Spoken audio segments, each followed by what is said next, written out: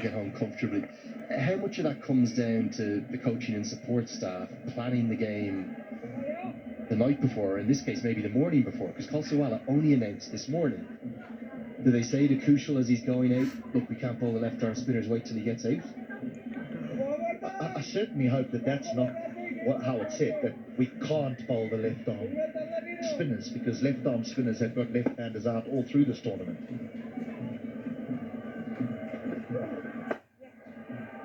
Sweeper out there. Again, I mean, we don't want to mention ad nauseum this whole matchup thing, but it is, matchups are crucial. Matchups are things that are spoken about at team meetings.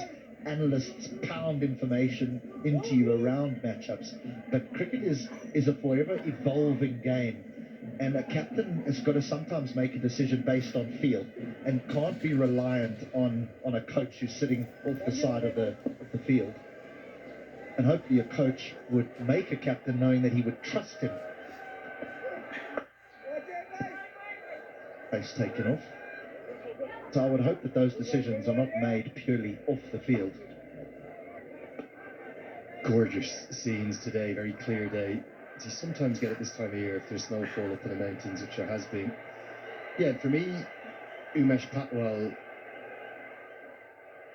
a very much loved coach and respected coach here in Nepal, the former national team coach. I don't think he's the kind that would compel upon Kushal Malla that he can't do what he wants at all. In fact, I know him very well. I don't think he'd be like that. And I know there's a great team analyst for the Rhinos in Rajan, Momo Cricket as he's fondly known here in Nepal. So they'll have done everything, every piece of work you could imagine. But it is incredible to think we're 10 overs into the contest, we're yet to see left arm spin. I think that might be the first time in the tournament. And that's purely because of the threat of Colsawala. And maybe a little bit of because of that wild card factor of him having come in so late as well. The Yaks are certainly more than in this game. If anything, they're ahead of the game at the halfway stage. It's just found it. Yeah, what an inclusion has this man been, Colsawala. 46 and 32, drafted in the playing 11, playing his first match, that to an eliminator. And oh boy, he's come good. The left arm spin, Darren. No sign whatsoever, and I think what they did with the left-handers of Zishan and Kolsawala, they went for the off-spin, didn't they? And did it work? They picked up the wicket, Zishan Maksud, but I thought going for 37 off his 4 was a strange decision from the Rhinos. And here's another one. This is a guy who bowls really well in the middle overs. I mean, so experienced. His T20 career, 486 matches. Ravi Bapara. He's been along that long. I actually played with Ravi Bapara for Essex many, many years ago. You did mention that, Darren, sometime back as well off air, that in 2004 he had made his Essex debut, I remember. Just backs away. Both sisters look good. This partnership worth 44. Is it an unwritten rule, Darren, that with two left-handed batters or a... Well, isn't it? These matchups now, the analysts have taken over the game. And immediately the experience comes to the fore, on target, right on the money, Ravi Bopara. Ravi is a good friend of mine, and he's someone who doesn't react to early morning starts, but he's a very, very intelligent cricketer. He's an unbelievable player. He's getting better with age, but he's clever with the ball as well. He mixes the pace up well. He can swing the ball away from the right-hander, but he bowls some knuckle balls, lots of different slow balls. Yeah, you've got to eke out a wicket over here if you're Chitwan Rhinos, because you can't be sitting and waiting for things to happen, Darren. No, you can't. And like I said, Kolsawala, they've not seen much of him. It's his first game in the tournament. The drafted him in. He's looked pretty solid, hasn't he, the last 2 games? He really has. He's the second highest run scorer after Shikhar Dhawan for the Yaks. Yes, and he's employed that reverse switch hit to very good effect. How good a surface is this, Darren? Just goes to show it's hard, true, good bounce, sporting wicket. In fact, now he is the highest run scorer for the Yaks. I think he's taken over Shikhar, who only played in 4 matches. But the pitch is an absolute belter. Pitch 6, been used before. I think we saw some terrific games just a few days ago on this pitch.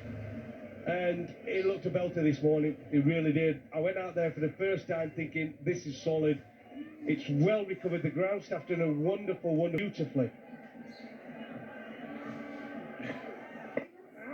Yeah, ball in the width of the stumps, in the channels. Saw Gulshan Jah sometime back when the visual is in the dugout. Here's the Gulshan Jah special loading today. He scored unbeaten 49 a couple of games ago.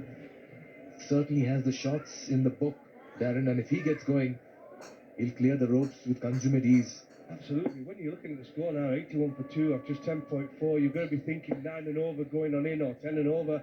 You've got 8 wickets in hand. You've got to be looking around that.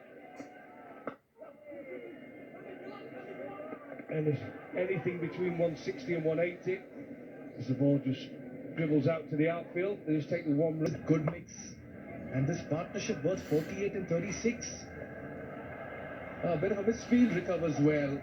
He'll only keep it to 1. Good nice start here for Ravi Bopara as well. Gives away only 4 runs in his first over. It's 83. Yaks chased down 130 with 6 wickets. I remember this game very well. Zishan Maksud hit the winning 4 with 1 ball to spare. Bopara was amongst runs. Onsawala. He's loading and he started off so well. How difficult is it for a player to just be drafted into the side and come out and put up an effort like this, Darren? Well, it's nothing to lose. Let's look at it like that. He's come in, he's flown in. What did he do last night? Straight in, gets the kit. He hadn't even got a name on his back. Not had time. And he's straight out in the middle in the heat of the action. But I'll tell you what, he's definitely impressed me. You've seen him a few times, haven't you, Michael? And you told me he's a good striker with cricket ball, gets off to a flyer. Yeah, he likes to dominate. He does not allow the bowlers to get on top of him. Very fearless. That's how he plays his cricket. But at the moment, the Rhinos need to break this partnership. He's looked good in this tournament, Bosisto. How good a surface is this? Square of the wicket, down the ground. Where the spinners have come into play, but this looks a slightly better pitch. I think both teams have realised the importance, if they're going to bat first, of getting a good score, and the Yaks have got a good platform now.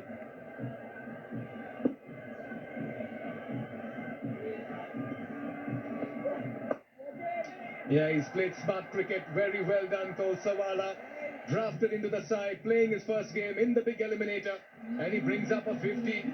And what a way to do it in a crunch game. Well, he's got Titan on the bat, but that is a Titan innings. It really is a needed innings for the Yaks. 50 from 36 deliveries, amazing strike rate of just under 139. Fantastic. 6 fours, 2 sixes. A good addition to the Yaks lineup. Yeah, you talk about the impact a batter can make up front. Darren. Fantastic, really has been a wonderful, wonderful start for the Yaks. They'll be happy with this signing. The analyst did his job.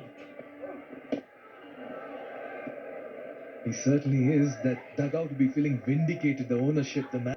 Really are. Won the toss, decided to have a ball, which is the right decision, I think. It's a good pitch. If there were going to be anything in this wicket, it was going to be that first 2-3 overs. If they could just nip out a couple with the left arm, experienced Sahel Tanvir and Dakal. He's always been cheeky, and he's always fancied that shot as well. And it has come with great amount of dividends. Bosisto gets a 4 to end over number 12. 7 runs coming off it. It's 90 for 2.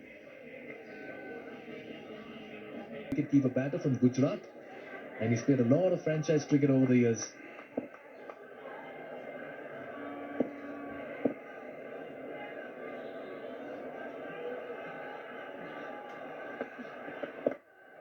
Taking the pace off the ball, playing it with soft hands. Then at some point, the left-arm spinners have to come in. How much longer? Don't take the risk. I'm going to bat, and I'm going to wait for those left-arm spinners.